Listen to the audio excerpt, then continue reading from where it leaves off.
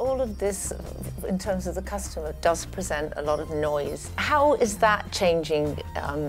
We've heard the word discipline and, you know, obviously customer-centric, but is there anything that you're doing that is really working and anything that you've done that really is in this new cluttered world is proving no longer to be effective?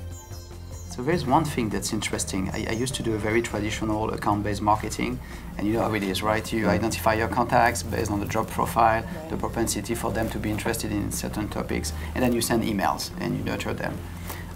It can take a while to do that. At the same time, what was happening in the social world was people were tweeting, sharing, talking about that. I mean, our customers. So why there is such a disconnect between the topic and the interest that you can grab almost instantly and this very long process of nurturing people with email? So with social listening, you can identify that someone working for this account is interested in this particular topic, then reach out to him right now. So the social engagement tools that you can have to ping this person and say, oh, you're interested in virtual trials, guess what? We have this white paper that can be interested. So cutting these very long cycles of nurturing people by using social tools, I think it does really change. So ABM is not anymore the traditional ABM, it's the social ABM that I think is more relevant today. And do you think sales are as open to that approach as marketeers? Are your sales teams starting to do that social listening and social inception? Absolutely. I mean, one of the metrics which is very interesting for salespeople is to make sure that they can help their customers. Some of our customers are losing part of their market value if they don't have successful trials. So over a week, you can have a big, giant company losing 10% on their market value. That is driving, that is a trigger for sales to say, okay, how can I help you? How can we open basically the aperture and think about all these tools that your customer can use to be more successful on your next clinical trials? They are driven by that. And market value and stock price is moving very fast. So this is how I see a connection from a time perspective.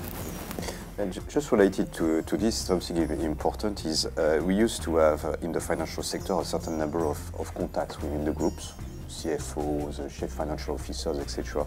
Now we are clearly broadening, using the social, broadening our targets. So we are also speaking to the chief innovation officers because those people are more and more in the boardroom and they have a say in the company strategy. They are doing some acquisitions. They are proposing mergers with other companies, etc. So, and we can really target them and discover them through the social, the one who are really making the strategy. The other thing we're doing is changing the behaviour of our salespeople, so that they're now having targets based on their social presence in the areas they operate, and that's causing a new conversation between sales and marketing, and a whole new set of behaviours from our frontline staff. And you gamify it, which is the funny part. Salespeople are very competitive. When you put that as a game and you rank their social engagement, they like it. Well, it's no wonder that the marketeer is going to be one of the last to be cloned by an AI.